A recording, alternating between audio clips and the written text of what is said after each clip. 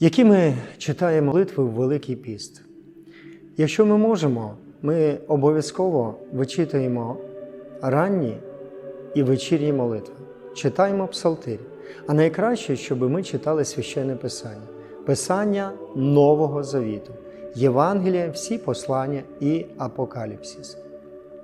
Щоденно, почитавши молитвочку «Отче наш», попросився у Господа врозумління, і щоб Господь відкрив нам, що пишеться в Священному Писанні, що хоче Господь до нас донести.